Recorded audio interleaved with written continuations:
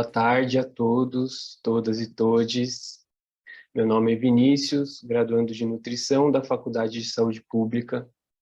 E hoje, dia 16 de agosto, iniciamos esse webinário em razão da Semana Mundial de Aleitamento Materno, que ocorre durante o Agosto Dourado, mês dedicado à intensificação das ações de promoção, de proteção e de apoio ao aleitamento materno, que em 2022 se concentra no fortalecimento da capacidade dos atores que precisam proteger, promover e apoiar a amamentação em diferentes níveis da sociedade.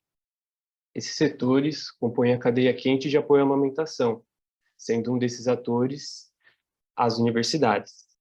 Por isso, durante esse mês, acontecerão uma série de eventos para a proteção, a promoção e o apoio à amamentação na Faculdade de Saúde Pública da USP, cujo calendário está disponível nas redes sociais da faculdade e também no site da instituição, para quem quiser consultar e participar. Gostaria de agradecer, primeiramente, o empenho do Coletivo Agosto Dourado, da Faculdade de Saúde Pública, deste ano de 2022, na organização dessa mesa e das demais atividades, a Comissão de Cultura e Extensão Universitária da Faculdade de Saúde Pública da USP, a Divisão de Produção Digital da Faculdade de Saúde Pública, a diretoria da FSP, especialmente a professora Patrícia Constante Jaime e a professora Carmen Simone Grilo Diniz, que está aqui hoje conosco, que viabilizaram não só o acontecimento desse evento, mas também de todos os outros que acontecerão na FSP durante o mês de agosto, relacionados à amamentação. E, por último, a todos os participantes dessa mesa.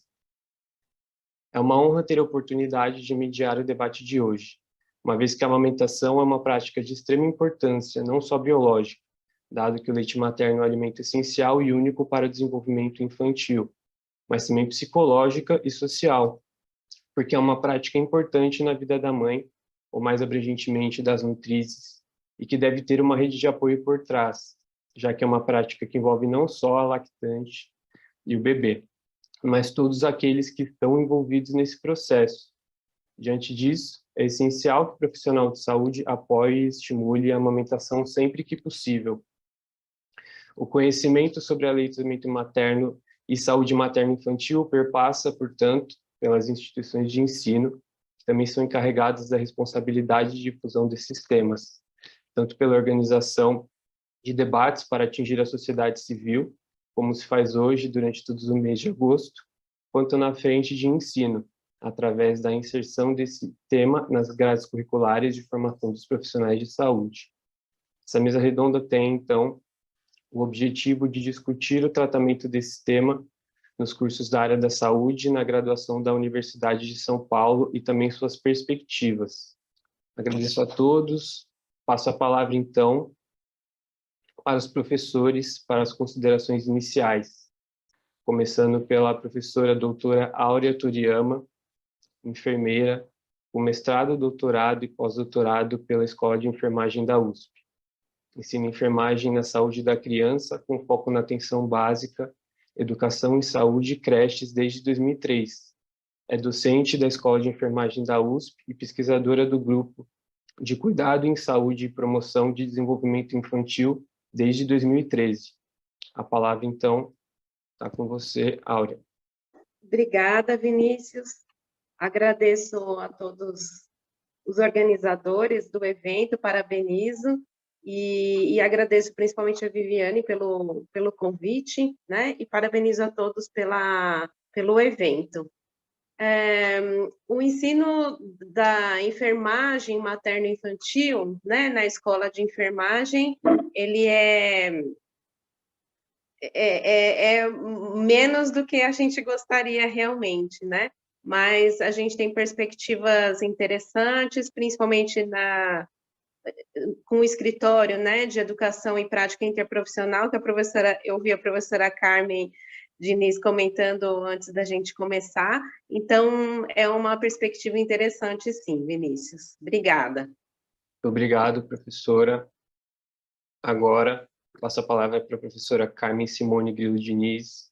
É médica, professora titular do Departamento de Saúde, Ciclos de Vida e Sociedade na Faculdade de Saúde Pública da Universidade de São Paulo, Colaborou por 20 anos com o coletivo feminista de sexualidade e saúde, de 1985 a 2004, em atividades de assistência, pesquisa e ensino. Tem experiência na área de medicina, com ênfase em medicina preventiva, saúde e direitos sexuais e reprodutivos, violência de gênero, gênero e saúde materna e infantil e saúde pública baseada em evidências. Foi coordenadora regional da região Sudeste do Inquérito Nacional Nascer no Brasil de 2010 a 2012. E também coordenou o projeto de pesquisa e estratégias para incorporação de inovações na assistência ao parto e ao recém-nascido. A palavra está com você, então, professora Simone. Obrigada, Vinícius. Eu queria inicialmente agradecer o convite, né, de vocês, né, da Liga. Eu fico muito contente com a existência da Liga. Queria agradecer a Viviane também, enfim, a Amanda e todos os que ajudaram, né, o coletivo, né, do Agosto Dourado pela iniciativa e pela oportunidade também de ouvir os colegas sobre esses temas, né?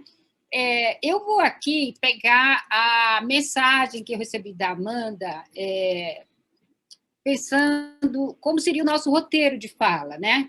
Então, vou trazer aqui algumas das questões que ela nos convocou, né, e que eu achei muito interessante para a gente pensar em não só a situação que a gente tem agora, mas também o que a gente poderia fazer no futuro, né?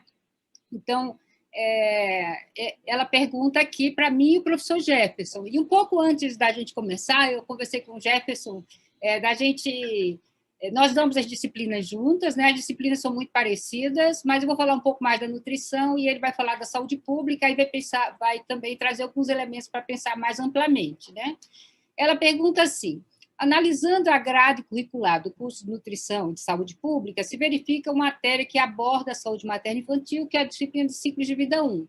Qual a filosofia que faz com que essa matéria seja suficiente para o graduado na Faculdade de Saúde Pública, né? Então, inicialmente, eu vou dizer que eu não acho que é suficiente, né? E nós temos discutido isso da insuficiência durante muitos anos. Então, talvez essa conversa seja vamos dizer assim, uma ignição, né? Seja uma semente para a gente pensar mais amplamente como a gente poderia colaborar e se reforçar mutuamente no ensino da amamentação, né? Então, o que nós temos na nossa disciplina? Nós temos a disciplina de saúde e ciclos de vida 1, que é bem parecida com a saúde e ciclos de vida 1, né? Que são disciplinas, vamos dizer assim, bastante correlatas. A saúde e ciclos de vida 1 para a nutrição e a ciclos de vida 1 para a saúde pública, né? Nós temos 5 aulas no total. Então, são poucas aulas, né? A gente tem, na verdade, uma primeira aula que a gente introduz a questão de ciclos de vida, a questão de vulnerabilidade social, a questão das transições demográficas, que é vamos dizer, uma introdução ao tema dos ciclos de vida, que, na verdade, são 2 disciplinas, né? Ciclo de vida 1 e ciclo de vida 2. Então, nela, a gente trabalha, primeiro, uma revisão da parte de anatomia e fisiologia, masculina e feminina, com foco na questão da sexualidade e da reprodução, trabalhando a questão da contracepção, e dos programas de planejamento familiar no Brasil. Em seguida, a gente fala de gravidez, né? Então, a gente traz um conjunto de elementos, a educação pré-natal, onde a gente traz, por exemplo, a caderneta da gestante, que tem uma série de informações sobre a amamentação, sobre o direito das mulheres com relação ao conjunto da vida reprodutiva, mas com foco na parte de gravidez e parto, portanto, a legislação a respeito de amamentação, etc., etc., e os direitos da licença maternidade, que são muito relacionados também. Aí a gente tem uma aula sobre parto. Em seguida, a gente tem uma aula sobre pós-parto, que, na verdade, a gente todo ano convida a Viviane, né? Quando a Viviane não pode, a gente chama outras pessoas que trabalham com isso, mas a Viviane ela já devia ser contratada pela Faculdade de Saúde Pública, porque ela dá essa aula 3 vezes por ano, pelo menos, né? Porque ela dá aula para nutrição, que são 2 turmas, né? Uma da manhã e outra da noite, e no segundo semestre. No primeiro semestre, ela dá a mesma aula para a turma de saúde pública. E nós discutimos, anos atrás, quando discutimos os projetos político-pedagógicos, como fazer para que o tema da amamentação fosse distribuído nas diversas disciplinas, né? Então, na nossa disciplina, a Viviane ela dá ênfase diferente, dependendo da disciplina. Então, para a saúde pública, ela fala da história dos programas de amamentação, ela fala da legislação brasileira, ela fala da NBCAL, ela fala de como evoluiu do ponto de vista histórico, né, a prevalência da amamentação exclusiva, a duração dessa amamentação, os conflitos de interesse que existem, né, relacionados a isso. E na nutrição, ela fala um pouco disso, mas ela fala mais do manejo, né? E a gente fala da importância, tanto para os alunos de saúde pública quanto da nutrição, deles se verem ali naquele trabalho, né, de promover a amamentação. A gente fala também de bancos de leite, a gente fala de relactação, que é um tema que tem um grande interesse, enfim, como proteger a amamentação. Então, é uma aula para nutrição, porque a saúde pública não tem uma vocação clínica de atendimento individual, diferentemente da nutrição. Então, na nutrição tem esse foco no contato com a gestante, nesse diálogo, né, tanto no pré-natal quanto no pós-parto imediato, no estabelecimento da amamentação e assim por diante. Então, essa é a parte da nossa disciplina. Nas disciplinas que são mais das bases biológicas, a gente distribuiu que nessa aula a gente não precisaria falar de anatomia da mama, de fisiologia da lactação, nada disso, porque isso seria manejado, né, junto com as disciplinas próprias para isso. Então, quais seriam? Né? Na saúde pública, a gente tem esse conteúdo mais da fisiologia, anatomia, da lactação, na disciplina de bases biológicas da saúde humana, e na nutrição, nas disciplinas de fisiologia, anatomia, etc., na base biológica, né? Também na nutrição, na disciplina de planejamento dietético, que fica no 6º semestre, também aborda a prática da amamentação nas aulas sobre gestantes, nutridos e crianças. Isso é uma informação que a professora Bárbara Lourenço me passou a pedido, eu pedi para ela por conta dessa fala que a gente teria, né? E ela disse que nós, da disciplina, né, trabalham o aleitamento materno como a primeira prática alimentar recomendada, trabalham a questão dos conteúdos do guia alimentar para crianças brasileiras menores de 2 anos em articulação com recomendações nutricionais. Também discutem os diferentes tipos de aleitamento materno, problematizando em uma breve revisão da situação epidemiológica, mecanismos, indicações, benefícios, desafios e obstáculos. Essas informações são úteis para circunstanciar a produção de cuidado em planejamento dietético, na perspectiva individual, abrangendo desde a preparação para a prática durante a gestação até as recomendações para lactantes e crianças no período de amamentação exclusiva, até a introdução da alimentação complementar. Então, em geral, a disciplina trabalha com estudos de caso por fase de curso de vida, compondo cenários em que os estudantes possam discutir e propor abordagens, né? Além disso, eu tentei ver como está a situação de estágio, principalmente a coisa de estágio em lactário e de banco de leite, que eu acho que é uma oportunidade muito interessante. Mas eu não consegui confirmar que a gente tem estágios ativos nessa área. Isso seria uma coisa muito importante, né? Eu sei que havia iniciativas dessa natureza no HU, né? Então, vocês podem até me informar melhor do que eu, porque eu acho que a parte de treinamento prático também tem um papel importante. Então, eu queria começar por aí, né? Eu acho que eu passo a bola agora para o professor Jefferson, pode falar um pouco mais. Eu e o Jefferson compartilhamos essa disciplina há muitos anos, né? E temos acompanhado um pouco essa história que eu acabei de contar. Sigo eu ou segue o professor Fábio? Sigo eu? Então, tá bom. Bom, então, já que eu fui convidado a seguir a professora Simone, eu não posso começar a conversar com vocês, essa conversa, sem primeiro agradecer enormemente pela alegria, pela honra que vocês me concederam em participar dessa conversa com vocês. Realmente é uma grande honra, é uma grande satisfação. Então, cumprimento aqui a minha alegria de estar com o professor Fábio, professora Áurea, e com a minha queridíssima amiga e professora Simone, com a qual eu tenho aprendido muito, muito nos últimos anos. E, de fato, eu acho que a professora Simone já colocou para todos vocês aquilo que me parece o mais importante, né? Como se fundamenta essa questão do aleitamento dentro do ciclo de vida 1, da disciplina com a qual a gente tem compartilhado, né, essa tarefa nos últimos anos. Eu acho que isso tudo está muito claramente colocado, eu não me repetiria, não vou aborrecê-los e aborrecê-las fazendo uma repetição dessas questões. Acho que Simone foi absolutamente clara em relação a tudo isso. Mas existem alguns aspectos que eu gostaria de brevemente reforçar a partir da fala da professora Simone.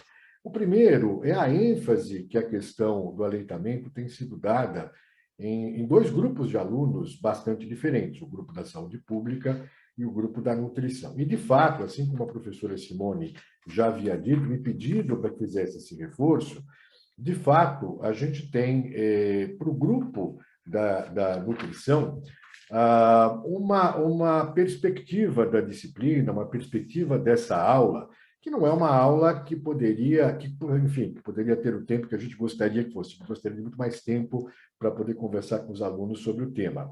Mas também não é uma aula curta, é uma aula que tem uma duração bastante razoável. Mas, de toda forma, para os alunos da nutrição, tem sempre havido uma ênfase, né? Sempre ocorrido uma ênfase em relação, como a professora Simone já disse, do manejo, né? Com essa perspectiva do profissional da nutrição poder, em algum momento, estar ou não na posição de prestar uma assistência individual, uma assistência em grupo para mulheres que estão em período de aleitamento. Enquanto que para a saúde pública, né? Claro que a ênfase não está no manejo, a ênfase não está exatamente na assistência e, eventualmente, nas dificuldades que as pessoas, que as mulheres possam ter, e sim uma ênfase mais na perspectiva da história de todo esse processo, das regulamentações, das normas, principalmente visando a que esses profissionais que estão em formação para serem sanitaristas, né, possam zelar e possam trazer uma contribuição bastante relevante para os programas de saúde pública. Então, essa é a diferença, embora os conteúdos possam ser, em alguma medida, muito semelhantes, são conteúdos bastante enfáticos para uma ou para outra questão, na medida de contemplar a formação, né, o próprio propósito da formação desses alunos. Mas, enfim, fazendo esse reforço, que foi um pedido que a professora Simone me fez logo no início, eu retorno à questão inicial. Tem sido uma satisfação trabalhar com esse tema, com esses dois grupos de alunos. Eu ainda tenho uma possibilidade em outras instâncias, né, de tratar desse tema com médicos residentes, com a graduação na Faculdade de Medicina, mas são modelos diferentes, são maneiras diferentes de lidar com essa situação. Mas eu queria terminar essa introdução fazendo uma reflexão que me parece bastante oportuna nessa tarde. Quando nós falamos de aleitamento e pensamos nas trajetórias, por vezes, muito erráticas e, por vezes, muito injustas que o aleitamento teve no Brasil nas últimas décadas, né? Me parece oportuno que a gente pense no aleitamento, principalmente, não só como uma questão de formação, da graduação, da pós-graduação, mas eu acho que a ótica principal deveria ser a questão do aleitamento como uma questão importante, como uma questão relevante dentro do campo dos direitos humanos fundamentais das mulheres e, claro, consequentemente também dos recém-nascidos e das crianças. Eu ainda entendo que ver a amamentação por essa perspectiva me parece a maneira mais adequada de introduzir toda essa questão, ou de incorporar essa questão dentro dos processos de ensino, né? Afinal de contas, se essa é uma questão fundamental e importante dentro do ponto de vista de direitos humanos, nós deveríamos ter um espaço e um cuidado e uma ênfase muito relevante com essas questões. Então, eu renovo aqui meus agradecimentos pela alegria que vocês me deram de participar dessa conversa e muito ansioso pelas perguntas e as colocações que possam vir. Muito obrigado pela oportunidade. Vinícius, eu vi aqui que a professora Áurea, inclusive, ela pediu para falar depois do professor Fábio. Eu queria só complementar uma coisa que falou o professor Jefferson, que eu acho que é importante, eu tinha a intenção de dizer e não falei. que, recentemente, nós temos mais elementos, né, do ponto de vista epidemiológico ou das explicações da biologia, da importância do aleitamento materno na saúde ao longo dos cursos de vida, principalmente na prevenção de doenças crônicas, né? Então, essa é uma questão que a gente tem enfatizado também, junto com todas as questões da epigenética e do microbioma, e a relação disso da saúde perinatal e da assistência com a saúde no resto do ciclo de vida, né? Essa é uma coisa. A outra é o seguinte, é que esse tema é um tema que ele passou a inspirar a criação de novos indicadores e de variáveis. Por exemplo, por pouco agora a gente não consegue inserir a questão da amamentação na primeira hora na ficha do SINASC, né? Mas várias fichas perinatais já começam a incluir isso para criar uma cultura, né? Vamos dizer assim, da autorização dos serviços, de fato deixarem a mãe com o bebê durante a primeira hora, que é uma mudança muito grande. Eu e o Jefferson, que somos da década de 60 e nos formamos há mais de 30 anos, formamos na década de 80, no tempo da gente, o bebê era imediatamente separado e ficava num berçário tomando água com açúcar até, enfim, o terceiro dia praticamente, né? Sem oportunidade de interagir com a mãe, de enfim, ter contato com a pele dela, com o microbioma, nessa primeira hora, né? De ter contato com o colostro. Então, a realidade mudou muito, porque naquele tempo as mães saíam com a sacola de leite, né? Então, foi antes da regulação de políticas que a gente tem hoje, né? Então, mas a gente caminhou muito, né? Mas a gente tem visto, né? Vamos dizer assim, algumas regressões mais recentes. Então, é muito importante que isso entre, inclusive, nos prontuários, nos sistemas de informação, né? Nos protocolos hospitalares e assim por diante, né? E, por fim, a gente estava falando antes de começar, né, de que os alunos têm muita demanda de saúde materna e infantil e nós não temos conseguido atender devidamente, se você considera a importância de assistência à saúde materna e infantil nas nossas carreiras, que a gente está falando aqui, né, da enfermagem, da medicina, da saúde pública, da nutrição e de muitos outros, né? Então, eu falava que se as pessoas tiverem a iniciativa de montar uma disciplina eletiva que seja de saúde materna e infantil, conto com o meu apoio, acredito que também do professor Jefferson, né? Obrigada. Simone, já que você fez essa intervenção, eu vou pedir uma intervençãozinha muito rápida também, Vinícius, que é o seguinte, né, professora Simone, nessa situação, você que vinha lá da região Nordeste, ganhou uma rapadura no lugar do aleitamento, eu ganhei um pastel aqui em São Paulo, né? A gente ganhou coisas diferentes do leite materno. Mas eu queria lembrar o seguinte, tão importante também quanto os fenômenos benéficos, positivos e favoráveis do aleitamento para a criança, a gente também pretende lembrar vocês do quanto isso é favorável, benéfico e positivo também para as mulheres, como a redução do câncer de mama, que é uma evidência inequívoca, do câncer de ovário, do câncer de endométrio, para falar apenas de câncer, né? Senão de quantas e quantas outras condições e benefícios que as mulheres têm nessa circunstância, que eu espero que a gente tenha a oportunidade de conversar um pouquinho mais com vocês. Obrigado. Obrigado, professor Jefferson. É importante também salientar que, para além da frente do ensino, é importante as universidades terem um espaço para a amamentação, né? Então, hoje foi discutido na aula de promoção à saúde que não há esse espaço para aleitamento para as mães da FSP, até no campus da cidade universitária. Não conheço os campus da Escola de Enfermagem nem da Faculdade de Medicina, mas acho que está na hora, senão já passou da hora de haver esse lugar. Então, passando então para o professor Fábio da Veiga Wed, que é nutricionista, atualmente é professor no Departamento de Ciências da Saúde da Faculdade de Medicina de Ribeirão Preto, da USP, na divisão de Nutrição e Metabolismo. Atua como coordenador do Programa de Especialização em Nutrição Hospitalar, na área de Nutrição Clínica e Pediátrica, do HC, Hospital das Clínicas, da USP de Ribeirão Preto, e é coordenador da Liga Acadêmica de Nutrição Materno-Infantil da Faculdade de Medicina de Ribeirão Preto, da USP. Possui experiência na área de nutrição materno-infantil, com ênfase em nutrição e pediatria, sendo um dos temas de principal atuação o aleitamento materno. Então, Fábio, a palavra está com você. Boa tarde, Vinícius. Muitíssimo obrigado a você e a todos os membros da Liga pelo convite. Para mim é uma honra estar aqui na tarde de hoje, podendo debater um assunto de extrema importância para toda a sociedade brasileira e mundial, né? E é uma honra também poder compor essa mesa juntamente com o professor Jefferson, professora Simone, professora Áurea, e espero que tenhamos uma tarde bastante produtiva. E nunca é demais ressaltar a importância da área de materno-infantil dentro das universidades, porque cada vez mais nós vemos profissionais já formados que têm o conhecimento teórico da importância do aleitamento materno, mas não têm o domínio prático. Por vezes, ao atender uma mãe que solicita ajuda, o profissional não sabe ajudá-la, porque ele não teve esse treinamento prático.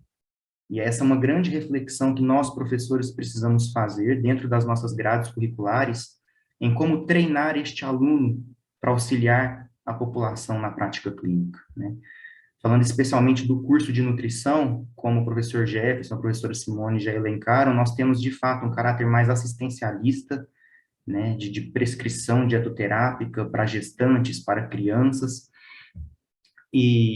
mas ainda assim falta o domínio prático com relação ao manejo da amamentação.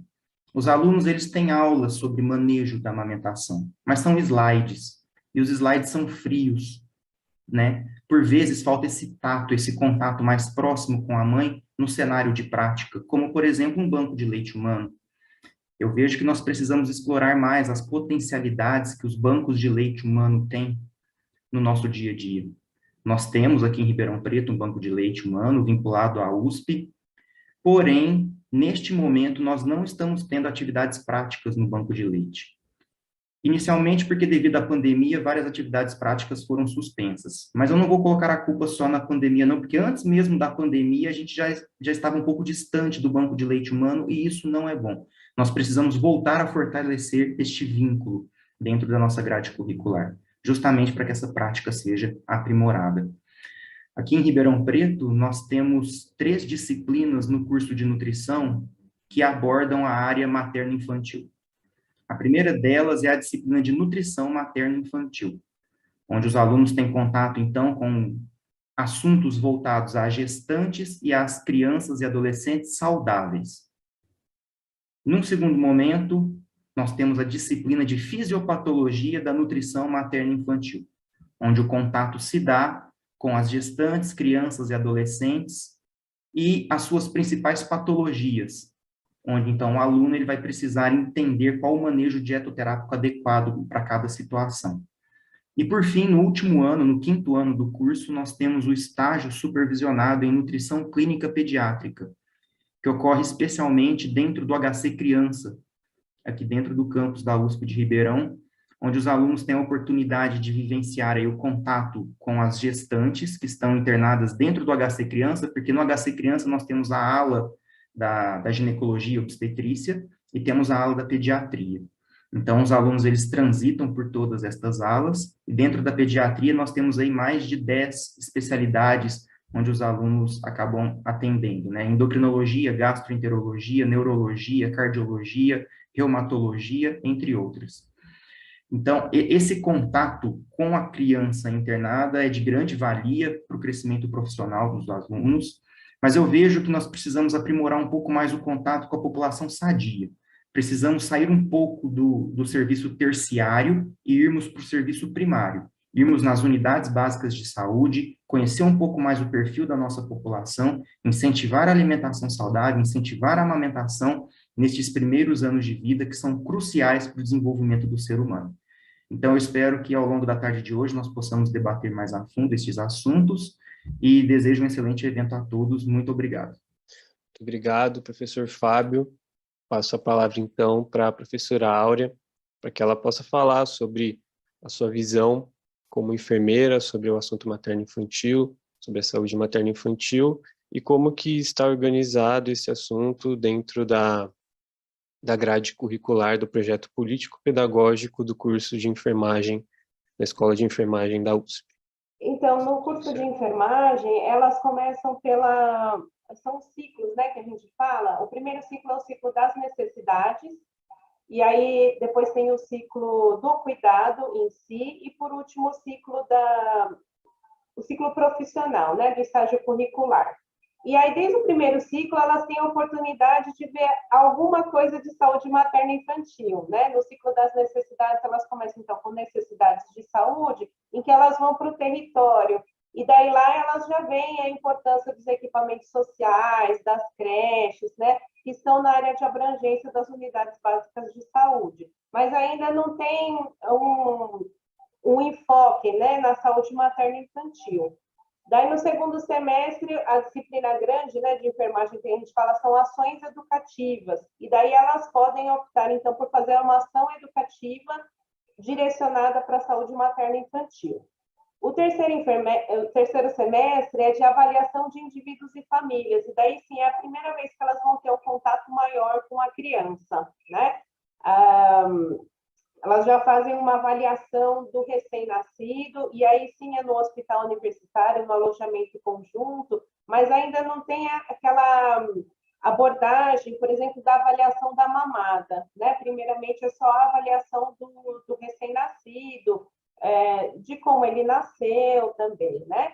No segundo semestre do segundo ano, elas vão para a atenção básica, aí o nome da disciplina é atenção básica na saúde da criança, mulher e mental, né? Porque aqui o meu departamento é de enfermagem materna, infantil e psiquiátrica. Na verdade, a organização do departamento tinha mais a ver com o referencial teórico, né, do departamento, por isso que a psiquiatria veio para cá, junto com a materna infantil. Na verdade, a gente queria muito ter a parte de saúde mental da criança, saúde mental materna, né, na maternidade, seria excelente, mas é mais pela organização do departamento mesmo. E daí, na atenção básica, tem uma perspectiva maior, né, da gente falar sobre a saúde materna infantil. Então, tem toda a parte do pré-natal, né, na atenção básica, que a enfermagem faz a consulta de pré-natal, e daí já começa, né, com toda a parte de educação e preparo, né, para o aleitamento materno. Já fazem também nessa época, nessa disciplina, né, um estágio em unidades básicas de saúde ou no centro de saúde, em que elas fazem aquela primeira visita ao binômio, né, assim que tem o nascimento da criança naquela área de abrangência, elas fazem a visita domiciliária para o binômio. Aí é a grande oportunidade, né, de chegar perto, né, dessa população e de fazer o apoio ao aleitamento materno e de fazer também todas as relações, né, com o ambiente em que aquela mulher vive, a educação que ela teve, né, educação formal ou informal, e o apoio também, que apoio ela recebeu, né, durante o pré-natal, se ela fez a amamentação na primeira hora de vida, né, se precisou do mãe canguru, isso tudo elas veem nessa disciplina. Até a professora Simone falou sobre a caderneta da gestante, né? Então, é aqui que elas veem a caderneta da gestante e a caderneta da criança também, né? Também a gente vê que é uma parte importante dos serviços de saúde que teve um retrocesso e depois um avanço novamente, né? Acho que a gente está tentando avançar no uso, né? No uso e no preenchimento da caderneta. E daí, no terceiro ano, que é a enfermagem, o cuidado de enfermagem mesmo, aí que elas vão para o centro obstétrico do HU, né? E para o alojamento conjunto. E daí, essa é uma disciplina de 90 horas, né? Saúde da mulher, materna e neonatal. Aí, isso eu também queria trocar ideia com os professores, né? O neonato aqui fica junto com a saúde da mulher, e é uma dificuldade, né? A gente não sabe se o neonato vem para cá para a saúde da criança ou se fica lá na saúde da mulher, né? Mas o neonato, a gente vê bastante, então, na atenção básica, e daí a gestante, e aí o recém-nascido, e a criança na atenção básica, e daí no terceiro ano é o neonato lá na sala de parto no alojamento conjunto, né? Mas tem o neonato acaba, justo o neonato, né, acaba ficando sem mãe nem pai, porque a gente não sabe, porque na saúde da criança, no 3º ano, elas veem a criança doente já, né? Então, elas viram a criança na atenção básica aqui no 2º ano, e lá no 3º ano elas vão ver a criança no hospital. E daí já não tem muito... Elas veem muito a enfermagem de família, né? Tem bastante, mas não é propriamente a materno-infantil. Então, o neonato fica um pouquinho lá na atenção básica e um pouquinho lá na saúde materna e neonatal, né? Mulher materna e neonatal no 3º ano. E daí, no 4º ano, elas já fazem toda a parte de assumir mesmo uma enfermaria, né, ou uma unidade básica de saúde. Mas a gente vê a enfermagem bastante como, não sei se uma aglutinadora, né, mas um papel importante dentro da equipe multiprofissional, né, dentro das ações interprofissionais. Acho que a enfermagem tem bastante, tem muito foco, né, nas ações interprofissionais. Isso eu acho bastante interessante também. Uma coisa que eu achei muito importante o professor Jefferson falar sobre o direito, né, o direito de amamentar, isso eu tenho visto também na evolução do perfil dos graduandos, né, no perfil dos ingressantes, né, professor Jefferson. Acho que na nossa época, antigamente, a gente tinha muito uma necessidade de ficar, né, na parte mais biológica mesmo, né, mesmo na materno-infantil, né. Então, o leite materno é a vacina contra a diarreia, ela, né, protege a saúde da criança, a saúde da mãe, mas agora as alunas já vêm com uma perspectiva diferente, já vêm com um engajamento diferente, entendendo dessa forma, né, que amamentar é um direito. Então, é uma reivindicação dos alunos, né? Poxa, onde que a gente vai amamentar enquanto faz a graduação, né? E que condições daquela mulher que a gente foi visitar na primeira semana de vida, nos 10 primeiros dias do bebê, que condições ela tem de amamentar, né?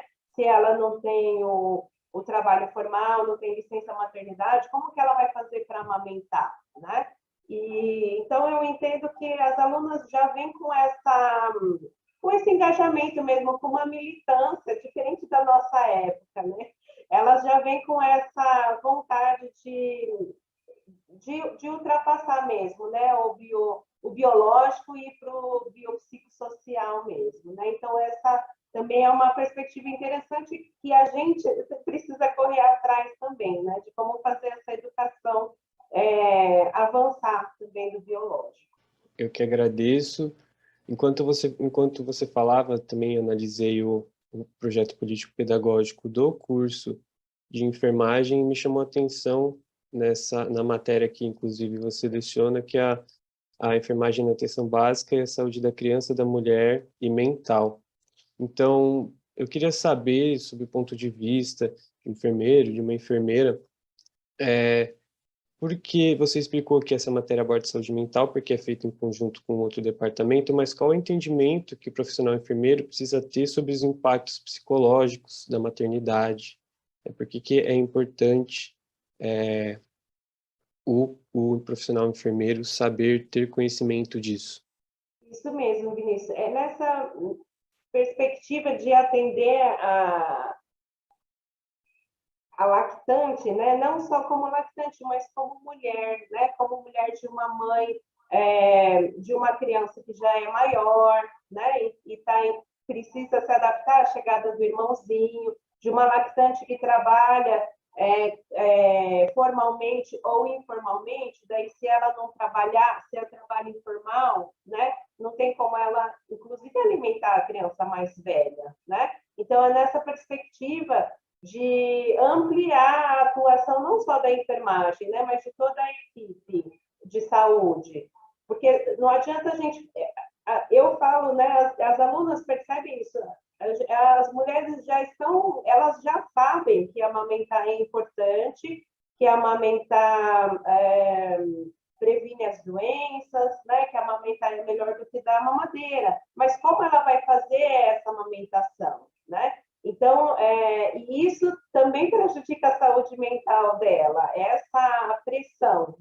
por amamentar. E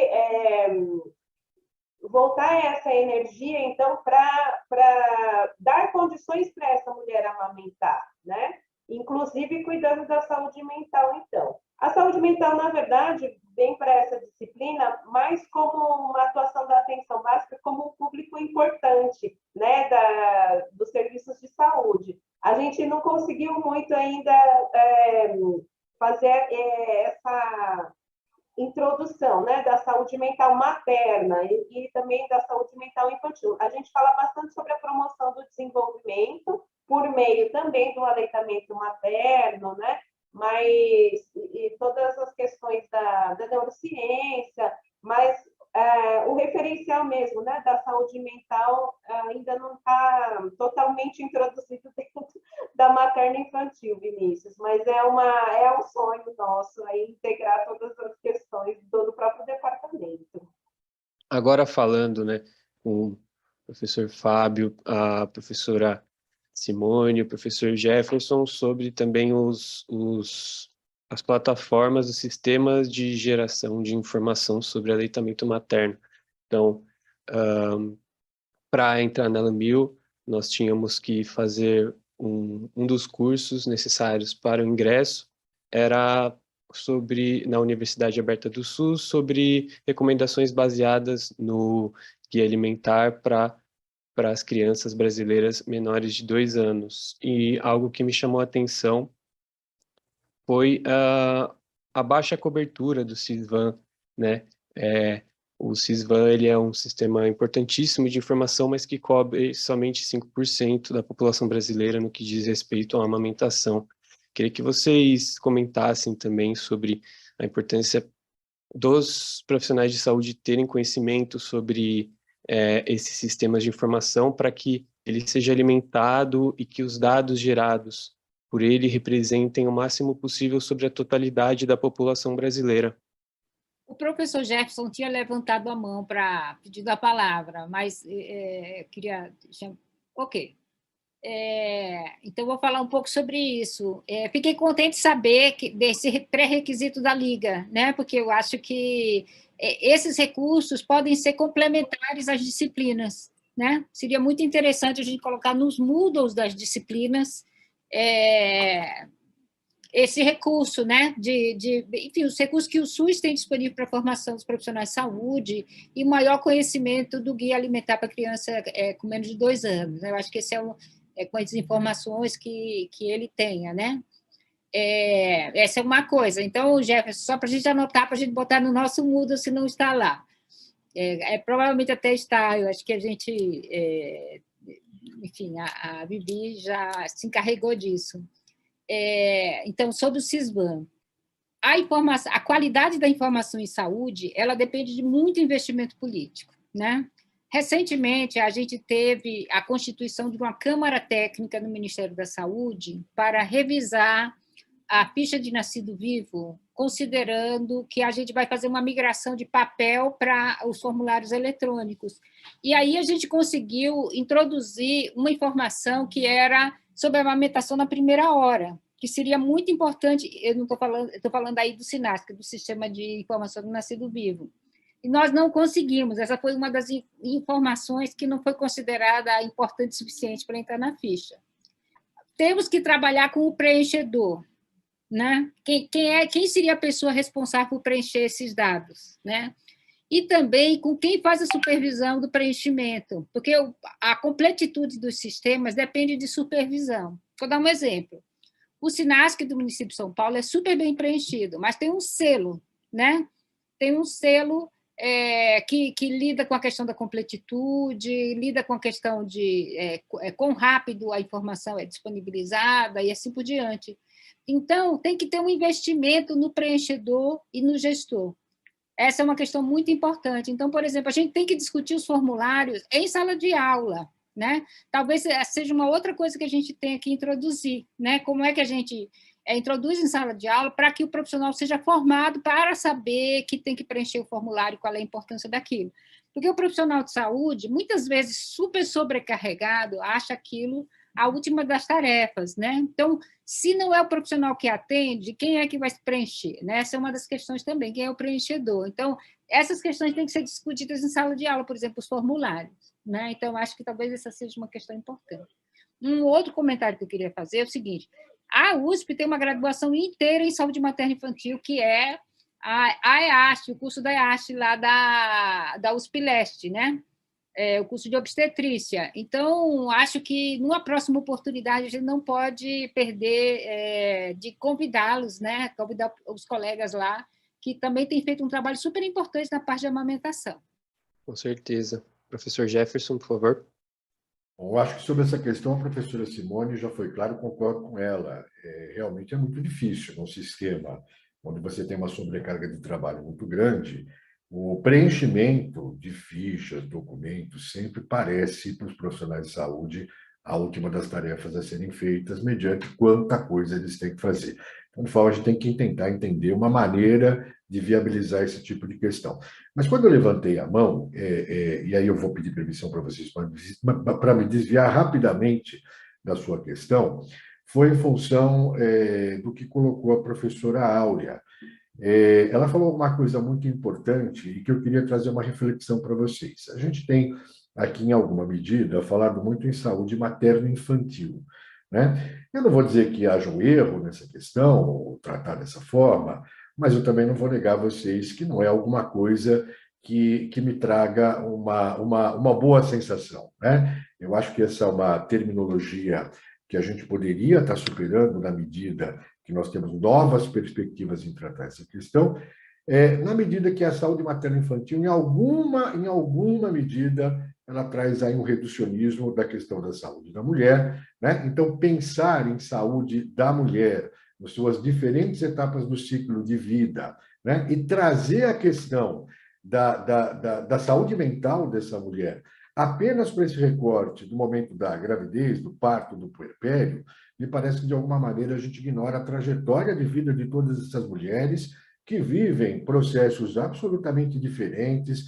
absolutamente distintos, ligados à cor da pele, ligados às condições socioeconômicas, enfim, é uma série de questões, vivência ou não, maior ou menor, mais próximo ou não, de violência, tudo isso é trazido para esse ciclo, né? Então, tentar entender esse processo de saúde mental, não dá para iniciá-lo nem para terminá-lo no momento do parto. Então, eu sempre me parece, eu vejo uma maneira mais simpática e talvez uma maneira mais adequada a gente pensar em saúde da mulher e saúde da criança e sair um pouquinho do reducionismo da saúde materno-infantil, mas era apenas um comentário para reforçar a importância do que a professora Áurea falou, né? Se a gente ignorar esse tipo de aspecto, a gente se restringe apenas a avaliar a normalidade, diagnosticar aquilo que está normal dentro dos processos, estabelecer medidas sem acolher, sem entender, sem troca. Eu acho que isso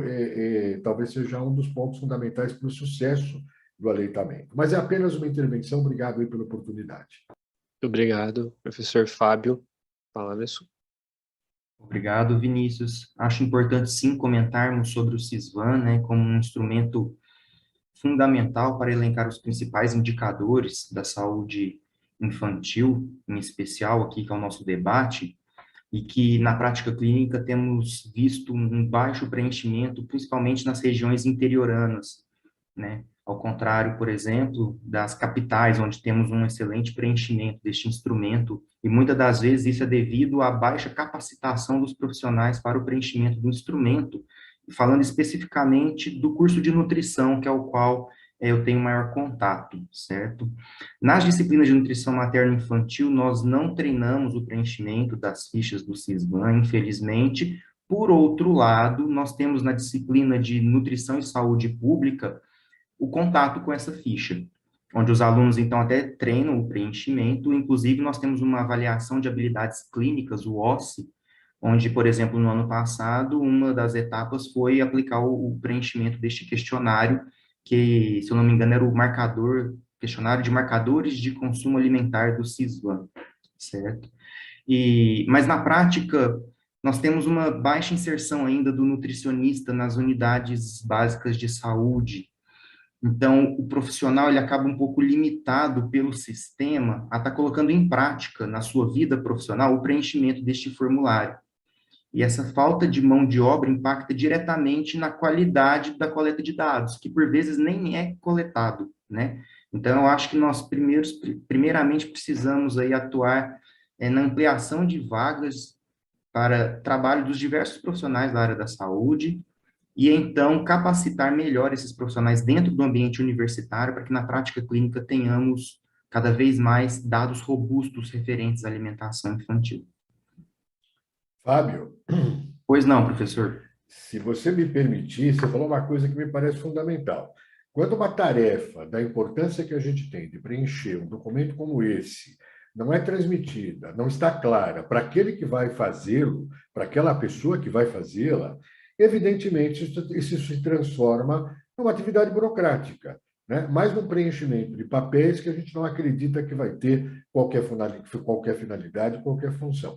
E isso a gente percebe na prática quando a gente trabalha, por exemplo, com iniciação científica ou com alunos de pós-graduação, que quando eles vão consultar prontuários, vão consultar documentos, eles ficam muito bravos, ficam muito chateados, falam, poxa vida, faltou o dado da idade, faltou o dado da raça, faltou a escolaridade, por que que não se preenche? Não se preenche porque não se tem noção do valor desse preenchimento, quanto ele é importante para a formulação de uma pesquisa, para dar respostas em saúde pública e para produzir, né, programas de saúde pública. Então, acho que esse teu apontamento é fundamental, não pode passar desapercebido.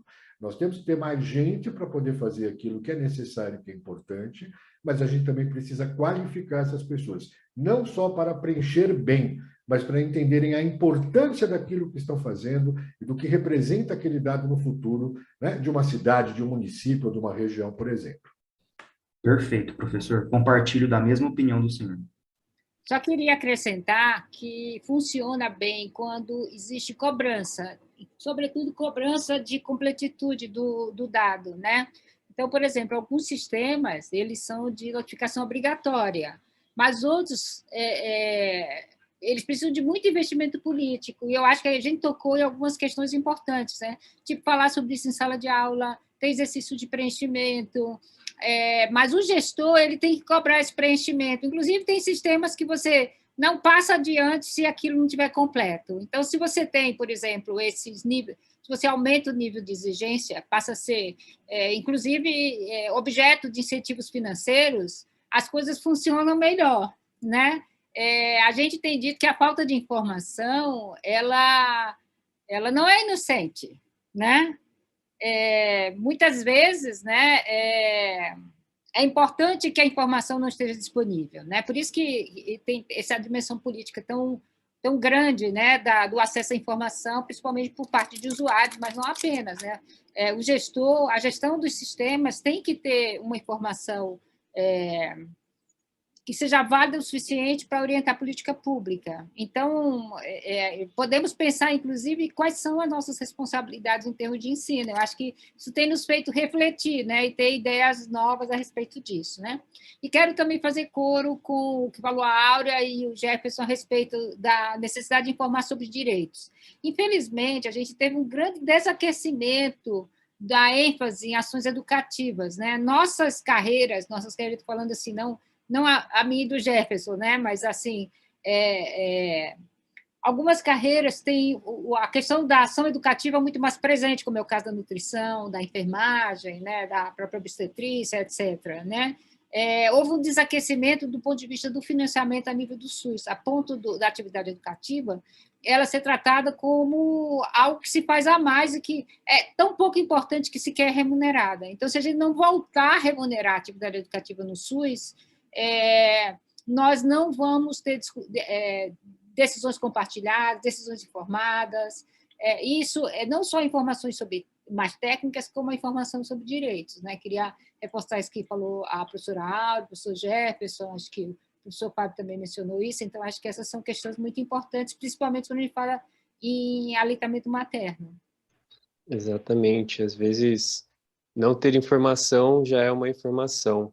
Então, gostaria de falar também um relato de uma ligante da ANMIL, que ela, durante a pandemia, no contexto de ensino à distância, conseguiu fazer a disciplina de nutrição materno-infantil na Faculdade de Medicina de Ribeirão Preto. Então, nesse contexto, claro que acredito que não seja possível fazer uma disciplina em institutos tão distantes como é a distância entre São Paulo e Ribeirão Preto, mas como a própria Fernanda diz aqui no chat, ela fala que poderia também pensar em disciplinas ou ações envolvendo estudantes de outros cursos, né, ou seja, disciplinas com menos muros, que envolvem enfermagem, nutrição, farmácia. Inclusive, há uma disciplina na farmácia que se chama prática profissional, multiprofissional na atenção básica à saúde.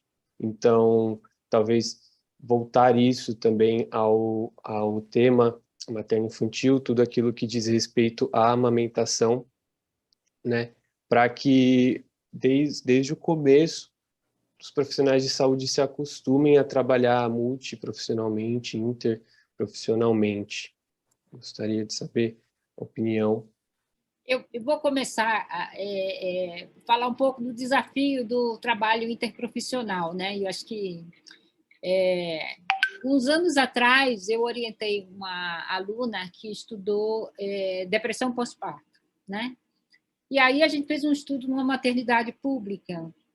E qual não foi nossa tristeza? Isso foi uma questão até para comitê de ética, que a gente não tinha para onde referir. No município de São Paulo, o município mais rico, que tem 80 maternidades atualmente, né, tinha mais. Não tinha nenhum serviço disponível para atender as questões de saúde mental da mulher especificamente, né? Que tivesse uma escuta, por exemplo, a questão de depressão pós-parto e tal. Estou dizendo isso até retomando a questão que a gente conversou antes, né, que a professora Aura estava falando, da dificuldade que tem de integrar esses vários conhecimentos, né? E não havia um único serviço que atendia a sua clientela, né?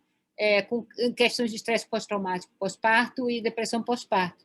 Não havia nenhum outro serviço, né? A pessoa seria encaminhada para CAPS, para o fluxo normal, etc., de atenção em saúde mental, mas não havia nada específico de saúde mental materna nem puerperal, né?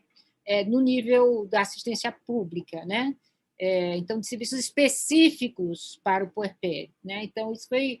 espero que isso tenha melhorado, isso foi alguns anos atrás, mas, dadas as dificuldades mais recentes que a gente tem enfrentado, acho difícil. Mas até me ocorre que a gente talvez tenha que se integrar mais com os colegas da psicologia, ou pensar como é que a gente, sei lá, mesmo nos casos graves, né, a gente ter alguma coisa da psiquiatria. Na nossa disciplina de ciclos de vida, a gente tem saúde mental da criança, né? O professor Pavel fala sobre saúde mental da criança e do adolescente, dos programas, mas para as mulheres, principalmente no puerpério, essa área é muito descoberta. Professora Áurea, por favor. Isso, eu concordo, professora Simone. E além, né, das disciplinas, dos cursos de saúde, de psicologia que a gente tradicionalmente, né, classicamente trabalha em conjunto, e na enfermagem a gente tem bastante a tradição de trabalhar também com a educação, né, infantil e assistência, desenvolvimento social, mas até, né, como a gente falou em direito de amamentar, pensar numa coisa realmente interprofissional e intersetorial mesmo, né? Então, além de envolver a psicologia, a faculdade de direito, por exemplo, né? O professor, o pesquisador, né, Cristiano Boccolini, que vai estar no evento na quinta-feira, ele também fala, né? O pessoal de design, né, de publicidade, precisa também estar envolvido nessa questão, né? A própria NBCal, né, que a gente discute tanto, quanto da NBCal a gente fala nos cursos de graduação, né? Tanto de enfermagem quanto de nutrição, saúde pública, ou mesmo na EASH, né, na obstetrícia. Será que quanto tempo da graduação a gente tem dedicado, né, para a NBCal? Então, realmente envolver vários setores, né, da sociedade, inclusive, então, publicidade, marketing, né, design, arquitetura, engenharia civil, para ver os locais de amamentação, né, Vinícius? Realmente a sociedade entender que faz parte, né, desse momento da saúde da criança e da saúde da mãe, né, da saúde da mulher também, da família, né, na verdade, da família. E a medicina também, né, professora Áurea? A medicina tem o ginecologista, o obstetra, que está ali o tempo todo, e tem a pediatria. E não vamos esquecer que a minha experiência, pelo menos, em descontinuidade do aleitamento, não é incomum quando a iniciativa é do próprio pediatra, né? Ou quando a falta de sustentação para tudo isso vem da ausência de informação, de acolhimento, de discussão, de preparo pela própria obstetrícia, que teve meses e vários contatos com essa mulher para poder tratar, ainda que fosse uma vez, né, que fosse apenas uma vez, mas pudesse tratar dessa questão. Então, acho que incluir a medicina é bastante oportuno também, viu? Sempre dizemos que para o sucesso da amamentação é necessário uma rede de apoio, né? E o que é uma rede de apoio? Uma rede não é constituída por um único profissional. Não somos detentores únicos do conhecimento e sempre quando nós nos aliamos, nós conseguimos transmitir ainda mais esse conhecimento à população.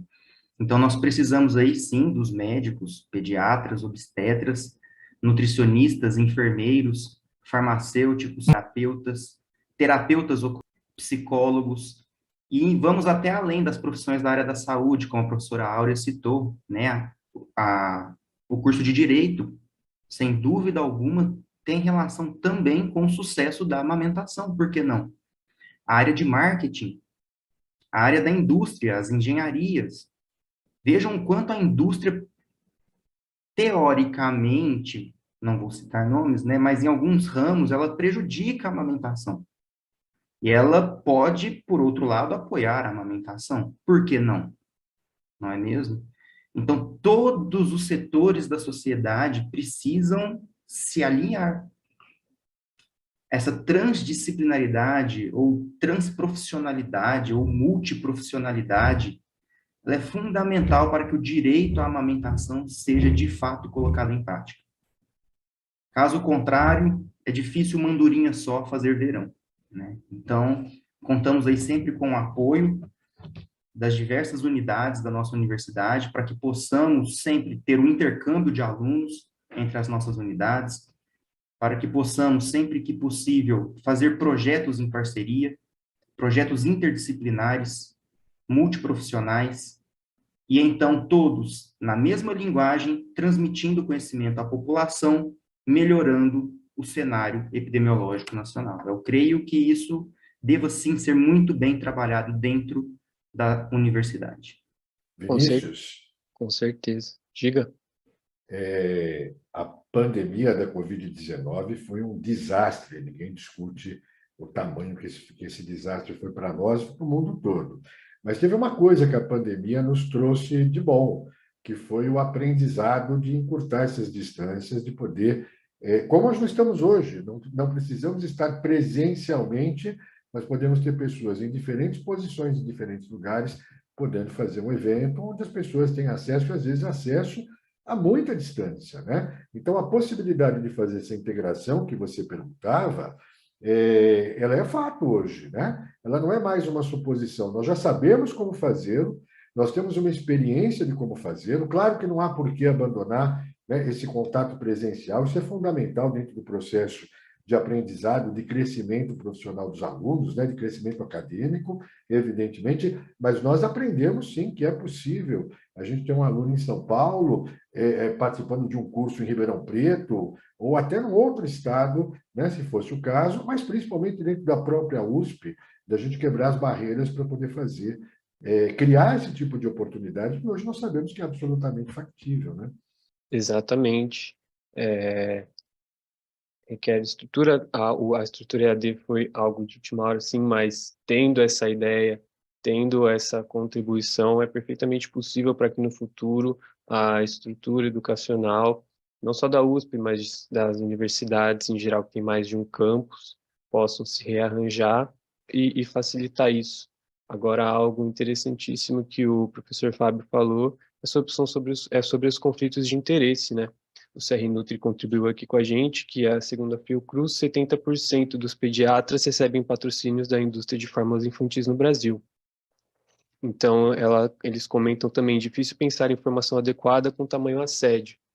E não só pediatras, mas imagino que vários profissionais da saúde, incluindo nutricionistas também, que é aqueles que prescrevem dietas. Então, tem esse outro lado, né, essa corda puxando para o outro lado, que com certeza é uma barreira.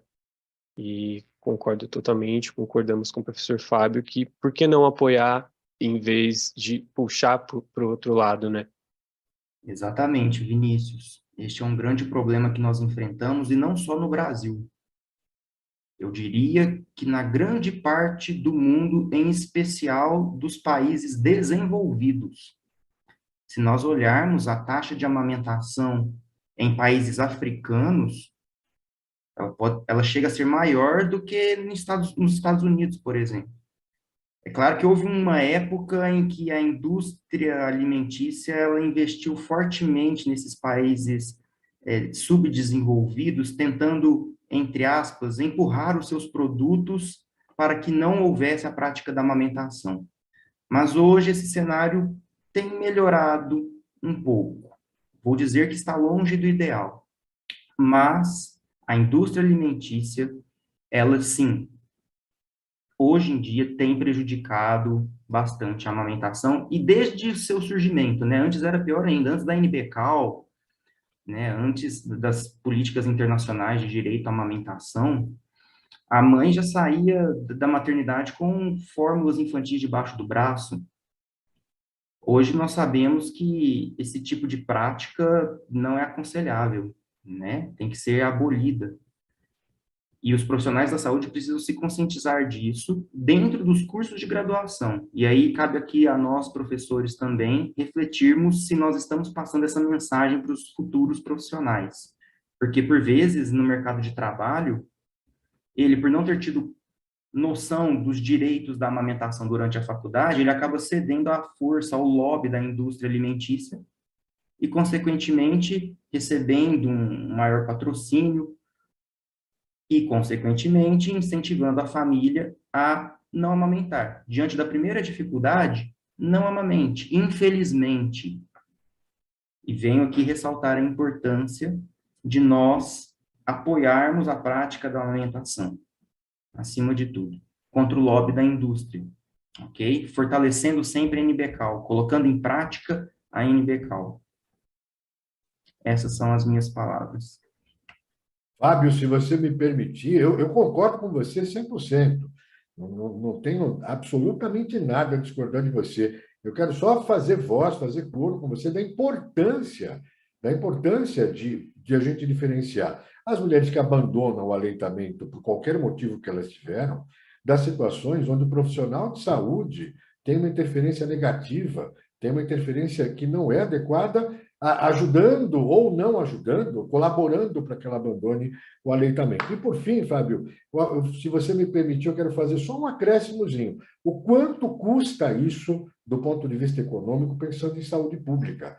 Porque não amamentar tem um custo de bilhões no mundo a cada ano. São bilhões que poderiam ter sido investidos, né, por aquela família, por aquela mulher, em outras questões que terminam sendo utilizados para compra, para aquisição desses produtos, né? Então, é um mercado que envolve bilhões, mas, além de um mercado que envolve bilhões, é um custo para as famílias que envolve aí bilhões a cada ano.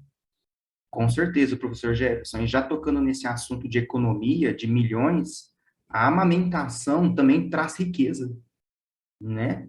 Inclusive, há diversos estudos aí associando a amamentação com renda e inteligência a longo prazo, após 30 anos de vida.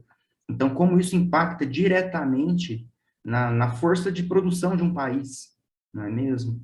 E, infelizmente, muitas das vezes a gente não vê o devido apoio ao aleitamento materno sendo estimulado por aqueles que coordenam as nossas finanças, que gerem os fundos, né, do nosso país.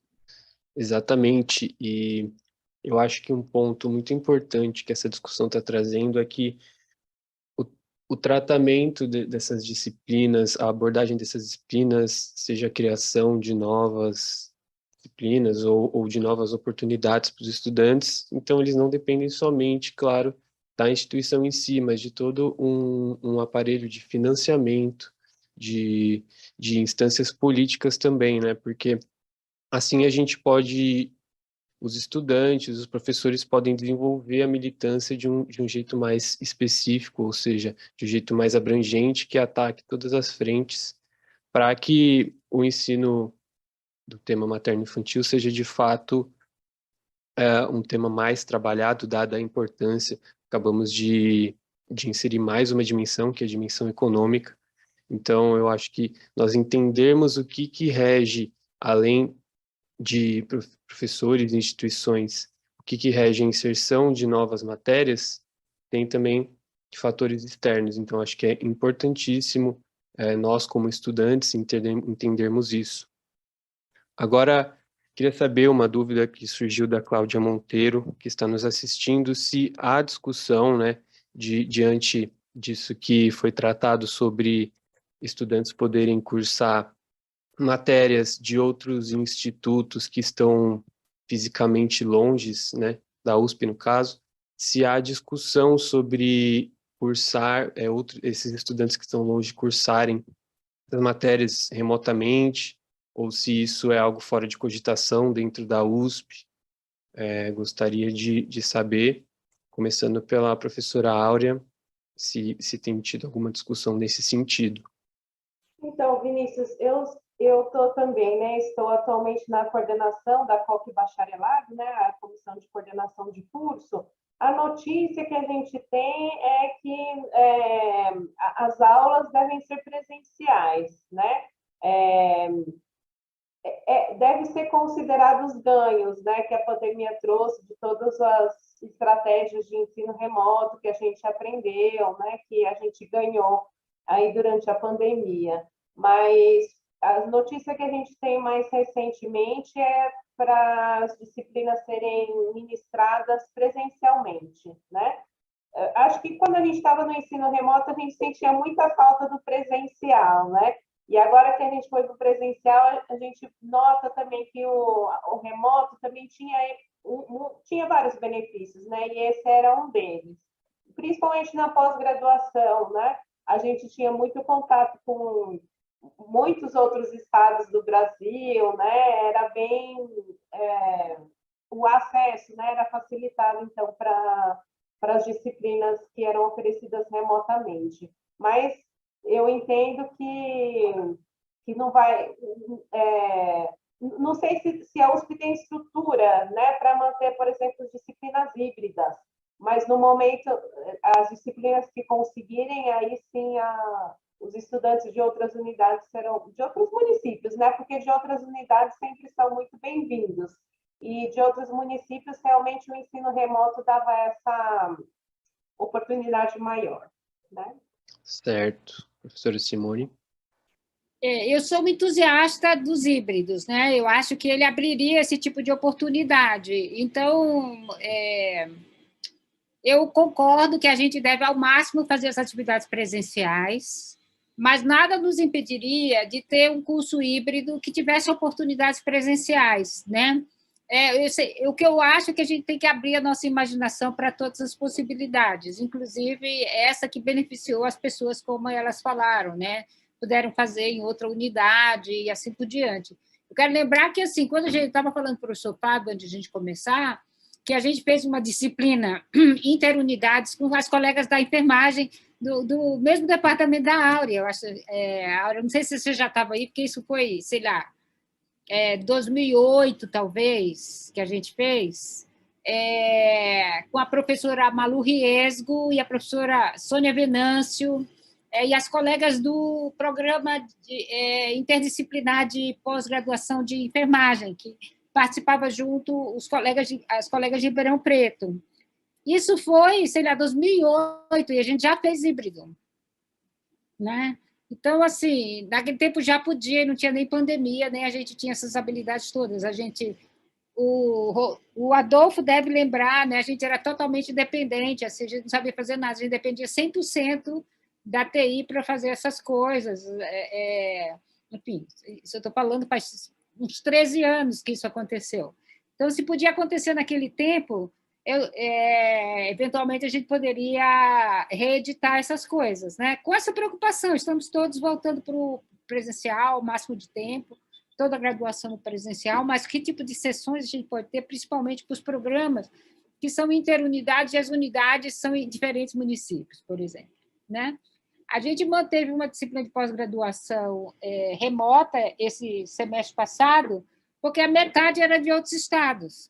Metade não, mas boa parte era de pessoas de outros estados que não poderiam, teriam que cancelar a sua matrícula se fosse presencial. Então, que tipo de exceção a gente pode se permitir considerando os aprendizados da pandemia? É uma pergunta para todos nós, né? Esse intercâmbio de alunos interunidades eu vejo com muito bons olhos. Eu acho que nós devemos comentar cada vez mais dentro da nossa universidade a possibilidade desse intercâmbio, que hoje, infelizmente, a gente acaba esbarrando um pouco em estrutura física e também no enrijecimento de algumas grades curriculares, né? Porque, por vezes, o aluno ele até quer assistir a aula em outro campus, mas ele não tem tempo para se deslocar, ou ele está tendo aula naquele momento, então a gente teria que pensar em alternativas aí, em janelas dentro da grade curricular, para que isso possa ser acompanhado, ou em aulas gravadas que fiquem disponíveis na plataforma para que o aluno assista como ouvinte, eventualmente, não veria problema nisso. São fatos a serem analisados e pensados, né? Como a professora Áurea disse, hoje nós estamos retomando o ensino presencial, o que dificulta um pouco essa presença do aluno, né, dentro da sala de aula quando ele está em outra unidade. Mas por que não transmitir essa aula ao vivo? E aí tem a questão dos recursos tecnológicos, né? Como seria essa transmissão? A sala ela tem estrutura para uma webconferência, para uma transmissão ao vivo? Ou se não pode transmitir ao vivo, seria pelo menos possível filmar e deixar gravado? São detalhes são perguntas que eu ainda não tenho resposta. Eu gostaria muito de ir a fundo nisso, de trabalhar isso melhor, para que nós possamos abrir cada vez mais o leque aos diversos alunos da nossa universidade, e por que não de fora também, né? Mas hoje a gente ainda esbarra nesses procedimentos técnicos que nos impedem de irmos adiante, infelizmente. Correto, acho que durante esse período que nós queríamos era a interação social, então temos. E agora passo a palavra para o professor Jefferson. Agora não adianta você me passar mais a palavra. Professora Simone, professora Áurea, o professor Fábio falaram tudo, eu não tenho nada a acrescentar, eu acho que é isso mesmo, né? É um desejo muito grande que a gente tem, mas que depende de tecnologia. Assim como a professora Simone, eu me considero um entusiasta desse modelo híbrido, já tive algumas experiências que foram muito interessantes, de ter, por exemplo, 4 alunos na sala e 15 alunos à distância, e foi realmente muito interessante. Mas eu acho que o que é importante já foi dito pelos 3, eu não acrescentaria nada mais, Vinícius. Certo. Agora nós temos uma pergunta aqui da Fernanda, no chat, porque assim, a saúde materna infantil é um mundo, e o aleitamento materno está dentro disso tudo, e é um mundo dentro de um mundo, né? Há muita coisa sobre aleitamento. Então, diante disso, eu queria saber se há alguma ideia de criação de disciplinas, sejam elas obrigatórias ou eletivas ou optativas, que abordem somente esse tema, ou se não faz sentido abordar só esse tema. Gostaria de saber de vocês, começando novamente pela professora Áurea. Aqui na enfermagem, a professora Exília, né, tinha uma disciplina optativa de aleitamento materno. Não sei quando ela foi desativada, mas, por enquanto, também na categoria do sonho, né, de ter uma disciplina optativa sobre aleitamento materno, e como você disse mesmo, Vinícius, tem bastante conteúdo, sim, né, para trabalhar. É o caso, sim, de ter uma disciplina só de aleitamento materno, com certeza, né, interprofissional, mas ainda o número de docentes, né, aqui da escola está muito aquém, né, do normal, inclusive, né? A gente teve muitas aposentadorias aí nesse período, e, por enquanto, está na categoria do sonho aí a disciplina optativa de aleitamento materno. Mas se Saúde Pública ou Ribeirão Preto organizarem, aí seria um prazer participar também. Já me convido para participar da disciplina de vocês.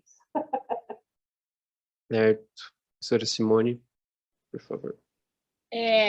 Eu faço terapia para não inventar mais coisas para fazer, porque eu estou em falta já com as que eu faço. Mas, como eu falei no começo, se alguém tomar iniciativa, eu e Jefferson, a gente cuida da parte de gravidez e parto, e eu posso também trabalhar com a parte de epidemiologia perinatal, se for o caso. Então, todo o apoio, se for criada uma disciplina, né? Eu acho que seria muito bacana. Não é falta de interesse, os alunos têm um interesse enorme, e quero insistir aqui, que apesar dos nossos esforços, né, de todo um ativismo que é nisso, e aí eu quero colocar num pedestal e fazer uma estátua para Viviane, né, a Viviane Laudelino Vieira, que tem sido nossa heroína aí enfim, na liderança, né, de trazer o tema da amamentação. Seria muito legal, né? E aí a gente pode incluir outras carreiras, sem dúvida, as colegas de obstetrícia da IASH, os colegas da medicina, né, que infelizmente não estão aqui, se tivessem ido escutar essas coisas, né, historicamente deram uma grande contribuição para todas as políticas de desmame, a próprio modelo de assistência ao parto tem conspirado contra o estabelecimento da amamentação, mas a nova geração de médicos, mais baseada em evidência, é muito entusiasta da medicina da amamentação, e eu acho que a gente teria um apoio muito bacana também da medicina, né? Certamente da IASH, né? A gente tem, inclusive, um currículo que talvez seja o mais extenso em amamentação das nossas carreiras todas, né? Então, seria muito importante também incluí-las, né? Então, queria dizer que, se alguém tomar a iniciativa, pode votar comigo e com o professor Jefferson. Estou falando por você, hein, Jefferson? Olha o perigo. Quem está só ouvindo, o Jefferson está concordando aqui, hein? Isso mesmo. Então, professor Fábio. Eu vejo com muito bons olhos a criação de uma disciplina voltada exclusivamente para a amamentação, como optativa, por exemplo. Talvez ela não caiba na grade curricular como uma disciplina obrigatória para falar apenas de amamentação. Por quê? Porque dentro do universo materno-infantil nós temos milhares de assuntos, né? E como o profissional ele é formado de forma generalista, ele precisa saber de tudo um pouco. Hoje, o aleitamento materno ele já está dentro da grade curricular do curso de nutrição. A gente fala sobre aleitamento materno, nós temos várias aulas sobre aleitamento materno, e isso é fantástico e fundamental para a formação do profissional. Tem que ter. Se eu não me engano, a gente conversa sobre aleitamento materno em aproximadamente 5 ou 6 aulas dentro da disciplina de nutrição materna infantil. Agora, pensando em uma disciplina que fale só de aleitamento, como o Vinícius disse, né, o aleitamento é um mundo dentro do universo chamado materno-infantil.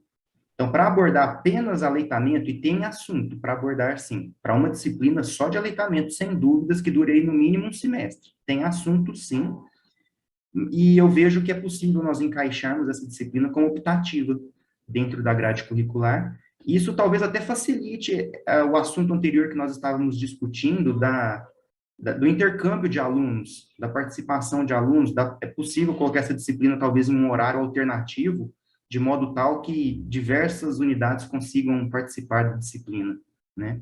Então, eu acho, sim, que é possível ser feita essa disciplina. Vamos unir esforços, quem sabe a gente consegue tirar esse sonho do papel. Então, eu topo colaborar, quer seja exclusiva de amamentação, quer seja mais ampla de saúde materna e infantil, porque concordo que a amamentação é um mundo, né? Já tem especialização, já tem residência exclusiva em aleitamento, dada a enorme importância do tema, então não tem como ter uma importância marginal nas nossas carreiras. Sr. Jefferson, complemente, por favor. Olha, é isso.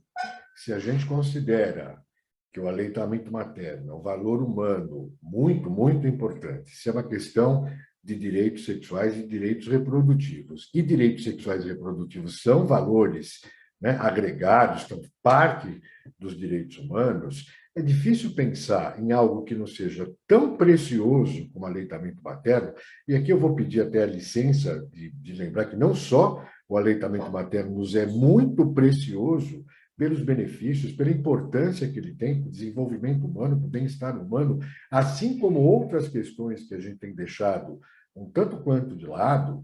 É inevitável para mim que eu não vou entrar na questão se devemos ter uma disciplina específica ou não. Acho que tudo isso é possível de se sentar e se arrazoar, mas que a gente precisa de mais espaço e dentro da própria saúde pública, da Faculdade de Saúde Pública, eu entendo que a gente deveria ter mais espaço para algo que nos é tão precioso e é tão precioso para as pessoas, de fato, eu acho que a gente precisa repensar, né? É uma questão de prioridades. Os currículos têm que considerar o que é prioritário para a formação de um profissional. E se essa, repito, é uma questão tão preciosa para todos nós deveríamos, de alguma maneira, oferecer mais oportunidade para uma melhor formação para os nossos alunos. Com certeza. E agora, falando fora do assunto de aleitamento materno, é importante também o profissional de saúde sempre ter em mente do papel também do pai, da figura masculina em si, né? Porque tudo isso faz parte também do aleitamento, que às vezes nós colocamos muita responsabilidade em cima das mães, mas na verdade o papel do pai, de todos os homens em volta, são muito importantes e não devem ser ignorados, principalmente pelo profissional de saúde, que tem que ter essa informação para que dissemine em geral. Agora, uma pergunta da Thaís, ela queria saber o que vocês acham de pesquisas de avaliação em saúde na perspectiva do usuário. Por exemplo, pessoas que amamentam. Então, avaliação em saúde na perspectiva do usuário sobre a formação de profissionais para o aleitamento. Ela quer saber se isso tem sentido para vocês. Começando pela... É o futuro, né? A gente tem feito ações de saúde sem levar em conta o que as pessoas acham, sentem, quanto elas acham que é efetivo ou que não. Em outros países, nós já temos, inclusive, formulários específicos para introduzir nas pesquisas a perspectiva dos usuários daquela ação de saúde, né? No Brasil, a gente ainda está começando.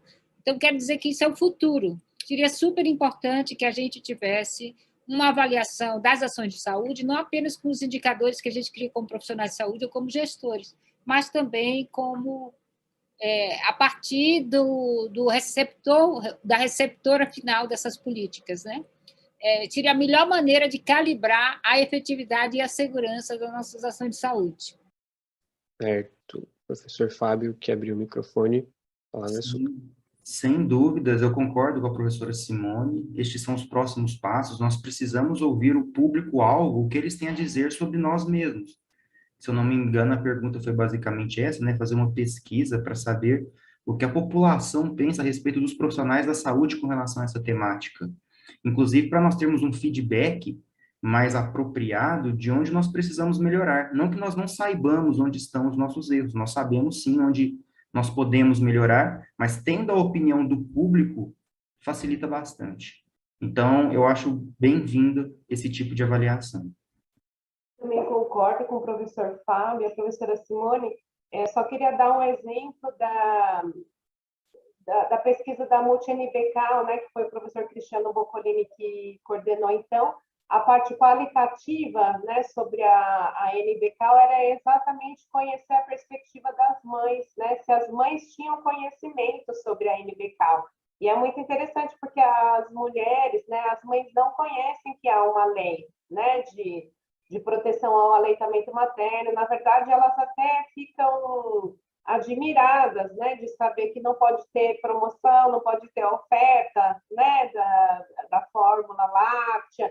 Elas ficam admiradas, levam um susto, né, de realmente não lembrar de nenhuma propaganda de chupeta, né? Então, como o professor Fábio disse, é uma oportunidade também de incentivar, de promover o aleitamento materno, né? Olha, tem uma lei, né, que protege o aleitamento materno, não é porque as indústrias são legais, são éticas, né, e boazinhas e não fazem a propaganda, é porque tem uma lei que não tem, que faz não ter a propaganda, que faz ter um aviso, né, na prateleira da farmácia do supermercado. e realmente o público não conhece, né, essa lei. A pesquisa com os usuários, né, com o público, também é importante também para aproximar a pesquisa, né, da comunidade. A gente viu nessa crise mais atual, né, que tem uma distância aí entre a academia, né, e a comunidade. E precisa ter uma reaproximação para não ter novos questionamentos, né, com relação à importância da ciência, inclusive do aleitamento materno. Certo. Uma pergunta da Cláudia Monteiro para o professor Fábio. Ela diz assim: sabemos que em Ribeirão existe um estágio em pediatria. Ela quer saber se nesse estágio existe uma discussão multiprofissional entre os diferentes profissionais ou se é somente para nutrição, professor Fábio. Cláudia, sim, nós temos um estágio em nutrição clínica pediátrica. Esse estágio é exclusivo para os alunos do curso de nutrição da USP de Ribeirão Preto. Existe discussão multiprofissional dentro do estágio, pois no cenário de atuação, os alunos eles interagem com toda a equipe do HC Criança. Então, existe uma interação com médicos, enfermeiros, fisioterapeutas, terapeutas ocupacionais, com o serviço social. Não posso esquecer do papel do serviço social, que é brilhante também na prática do aleitamento materno e na saúde infantil como um todo. Então, existe essa atuação o contato mas o estágio ele é cursado por alunos do curso de nutrição em específico. Correto, então. Agora uma última pergunta da Fernanda, que é uma pergunta para quem é da LAMIL, sou da LAMIL, a Liga Acadêmica de Nutrição Materna e Infantil, sobre como que nós estamos fazendo para fortalecer o tema do aleitamento materno dentro da FSP. Fernanda, a Liga foi criada ano passado, então nós, no começo do ano, quando eu entrei esse ano, quando a Cláudia falou sobre a LAMIL, ela disse, então, que a demanda seria por mais matérias relacionadas a aleitamento, ao mundo materno-infantil no geral. Então, eu acho que nós estamos dando um passo à frente à medida que hoje nós fazemos um webinar, uma mesa redonda só para discutir, não só, mas a gente discutiu esse assunto com profundidade. Agora nós sabemos, então, o que rege a inclusão de novas disciplinas. Então, nós estamos nos estruturando, conhecendo como funciona a estrutura da universidade para levantar essa voz. Eu garanto que nós estamos sensibilizando várias pessoas que estão assistindo e que talvez não tivessem a dimensão da importância. Então, acho que o nosso papel está sendo esse. Claro que as demandas vão surgindo, a gente vai se refinando nas nossas reivindicações, mas eu acho que estamos levantando esse assunto, então estamos gerando questionamentos. Eu acho que até agora isso é o principal que nós conseguimos fazer e que nós vamos continuar sempre tratando disso, dada a importância, né? O aleitamento é um investimento no futuro, então não podemos deixar passar isso batido. Bom, agora eu queria passar para as considerações finais. Nosso tempo está acabando, então queria que vocês dessem as considerações finais dessa mesa, o que vocês acham importante para finalizar. Gostaria de agradecer a presença de todos e começando pela professora Áurea, por favor. Vinícius, agradeço muito, fiquei muito honrada, feliz de participar da mesa, conhecer o professor Fábio, o professor Jefferson, a professora Carmen, nossa ídola, né? A gente acompanha. Agradeço muito mesmo, Vinícius, parabéns para vocês, né? Faculdade de Saúde Pública, Augusto Dourado, como diz o ditado, de que precisa uma vila inteira para cuidar de uma criança, vocês estão construindo, vocês fazem parte, né, dessa vila brilhantemente. Parabéns pela vila de vocês, pela nossa vila. Muito obrigada por me compartilhar comigo, por me deixar participar da vila, da comunidade de vocês. Muito obrigada. Nós que agradecemos, professora Áurea. E agora seguimos para a professora Simone, por favor. Quero dizer para mim que foi uma honra participar aqui também com a professora Áurea, o professor Fábio, o professor Jefferson, e o Vinícius também. A Liga me dá uma alegria muito grande, me dá um quentinho no coração, porque esse tipo de iniciativa dos alunos é uma coisa muito bacana e contribui para nós docentes, né? Nos empurra, né? Para a gente fazer um ensino mais compatível com as necessidades dos alunos e da sociedade, né? Então, eu sou uma grande entusiasta da Liga, queria falar da minha alegria pela existência da Liga e parabenizar vocês mais uma vez, assim como o coletivo Agosto Dourado pela iniciativa, e mais uma vez a Viviane.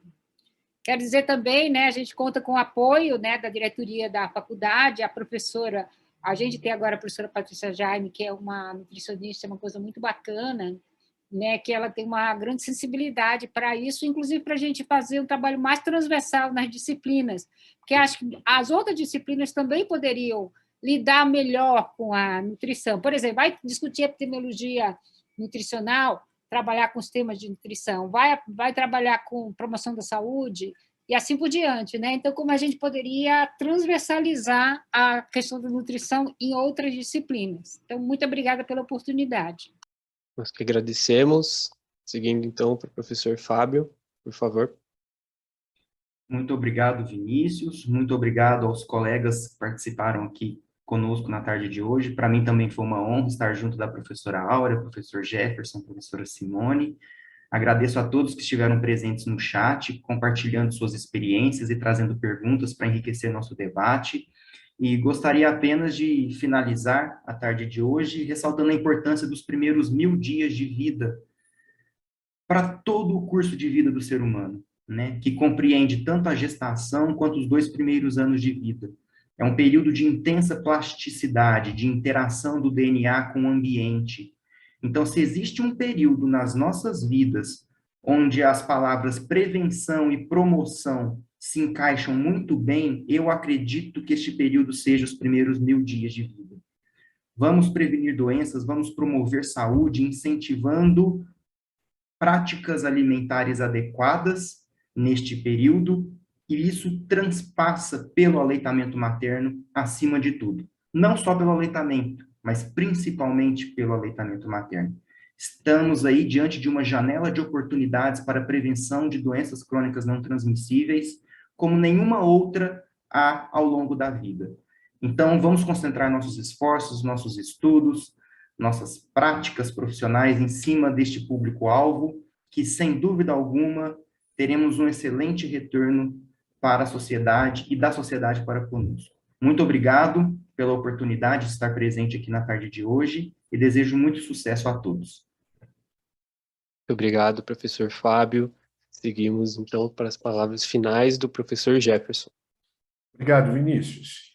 Vinícius, eu vou colocar para você e para todos que me ouvem uma dúvida que eu tenho, uma dúvida e uma dificuldade que eu tenho. Quando a gente fala em saúde, quando a gente fala em promoção de saúde, é muito difícil a gente dizer que algo não seja importante ou que algum conhecimento não seja importante. Todos eles são valiosos, todos eles são muito importantes.